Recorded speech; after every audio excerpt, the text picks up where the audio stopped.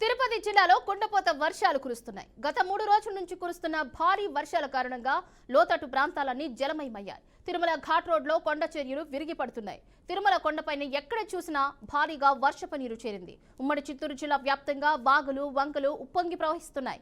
తిరుమల కొండపైన ఉన్న 5 తాగునీటి ప్రాజెక్టులు పూర్తిగా నిండిపోయాయి. మల్లిమడుగు ప్రాజెక్టు గేట్లను అధికారులు ఓపెన్ చేసి దిగువకు నీటిని వదిలారు. రాయలసీమ జిల్లా వ్యాప్తంగా కురుస్తున్న భారీ వర్షాలపై మరింత సమాచారం తిరుపతి నుంచి మా ప్రతినిధి గోపినాథ్ అందిస్తారు. ఓ టు యు గోపినాథ్. బంగాళాఖాతంలో ఏర్పడిన అల్పపీడన ప్రభావంతో ఇప్పటికే మనం చూస్తున్నాం చాలా ప్రాంతాల్లో భారీ వర్షాలు కురుస్తున్నాయి.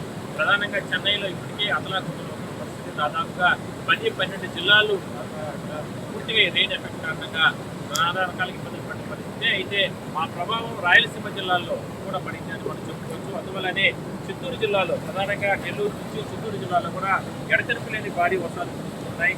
గత 2 రోజుల నుంచి కూడా భారీ వర్షాలు కురుస్తున్న నేపథ్యంలో తిరుమలలో విపరీతమైన వర్షం ఎక్కడ కూడా తగ్గకుండా వర్షం కురుస్తున్న కారణంగా తిరుమలలో ఉన్నటువంటి జలాశయాలన్నీ కూడా ఉప్పొంగి ప్రవహిస్తూ ఉన్నాయి. మొత్తం కుమారధార, వసుధార కావచ్చు, ప్రాజెక్టు కావచ్చు, అదేవిధంగానే గోగర్పూర్ డ్యామ్ కావచ్చు, పాపులర్స్ డ్యామ్ కావచ్చు, ఇవన్నీ కూడా పూర్తి స్థాయిలో కూడా నీటితో నిండిపోవడం జరిగింది. అందువల్లనే గోగర్పూర్ డ్యామ్ కొన్ని గేట్లు కూడా ఎత్తి ఆ దిగువకు వాటర్ అంతా కూడా విడుదల చేయడం జరిగింది. అయితే మరో సంవత్సరం పాటు కూడా తిరుమలకు వచ్చే భక్తులకి లక్షలాది మంది భక్తులకి ఎటువంటి ఇబ్బందులు లేకుండా తాగునీటి వసతులు ఇబ్బందులు లేకుండా ఏర్పాట్లు చేయడం ఇచ్చిందని మనం చెప్పుకోవచ్చు. మొత్తం మీద తిరుమలలో ఇప్పటికే తిరుమల ఘాట్ రోడ్లో భారీగా కొండ చర్యలు విరిగి పడుతున్నాయి. అదే స్థాయిలోనే భారీగా బండరాళ్ళు అన్ని కూడా తొలగిస్తున్నారు ఎప్పటికప్పుడు భద్రతా సిబ్బంది. ఇక చిత్తూరు జిల్లాలో కూడా ఎడతెరిపిలేని కురుస్తున్నటువంటి అతి భారీ వర్షాల కారణంగా ఉన్నటువంటి ప్రాజెక్టు అన్ని కూడా జలకలతో సంతరిస్తున్నాయి. మనం చూడొచ్చు విజువల్స్ లో.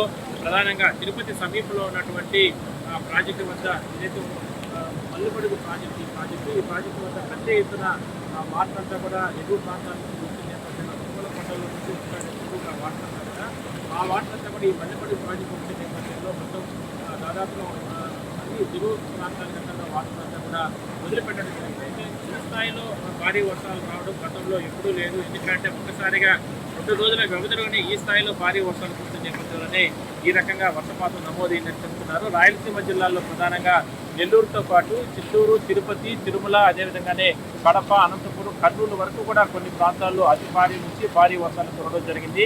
మరికొన్ని ప్రాంతాల్లో మాత్రం స్వల్పపాటి వర్షపాతం నమోదైనట్లు అధికారులు చెప్పడం జరిగింది. మొత్తం మీద భారీ వర్షాలు ఎంతో మంది స్థానికుల్ని రకరకాలుగా ఇబ్బందులు పెట్టిన నేపథ్యంలో ప్రధానంగా రైతులు, ఎందుకంటే ఈ వాటర్ అంతా కూడా రైతు పంట పొలాలకి లేదంటే పెద్ద ఎత్తున గేట మునిగిపోవడం జరిగింది. టమాటా పంటలు కానీ లేదంటే మొక్కజొన్న, అదేవిధంగా వరి ఇలాంటి పంటలన్నీ కూడా చిత్తూరు జిల్లాలో ఎక్కువగా పండిస్తూ ఉంటారు.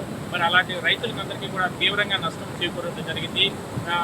అంటే ఈ వర్షపాతం తగ్గిన తర్వాత అధికారులు తిరుపతి కలెక్టర్తో పాటు చిత్తూరు కలెక్టర్ అదేవిధంగా వీరందరూ కూడా అంచనా వేసే అవకాశం అయితే ఉంటుంది. ఎక్కువగా మదనపల్లి ప్రాంతాల్లో టమాటాల పంటలు కొన్ని వేల హెక్టార్లలో నీట మునిగిపోవడం జరిగింది. వాళ్ళకందరికీ కూడా నష్టపరిహారం కలిగించే విధంగా కూడా ప్రభుత్వం చర్యలు చూపాలంటూ కూడా స్థానిక ప్రజలు డిమాండ్ చేస్తున్నారు. మొత్తం మీద 2 రోజులు వర్షాలు, అకాల వర్షాలు, చెన్నై తుఫాను, భారీగా ఈదురుగాలు, అదేవిధంగానే ఎక్కడికక్కడ విద్యుత్ స్తంభాలు నేల కొనడం జరిగింది. వాటిపైన కూడా అధికార యంత్రాంగం దృష్టి పెట్టడం జరిగింది. వర్షం కాస్త తగ్గుముఖం, అంటే తీరం దాటింది కాబట్టి సముద్రం వద్ద వర్షం కాస్త తగ్గుముఖం పట్టినా కూడా ఈ వరదలు అనేది ఇంకా కూడా తగ్గాలంటే ఒక వారం 10 రోజుల సమయం పడుతుంది.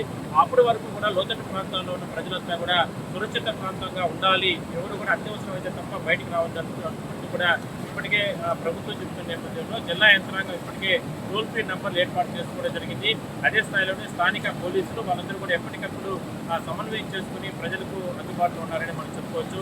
మొత్తం మీద చూద్దాం, ఇంకా వర్షం తగ్గినప్పుడు కూడా రేపు 2 రోజుల పాటు కంటిన్యూగా ఈ వరదలు, చెరువులు ఉప్పొంగి ప్రవహిస్తూ ఉంటాయి.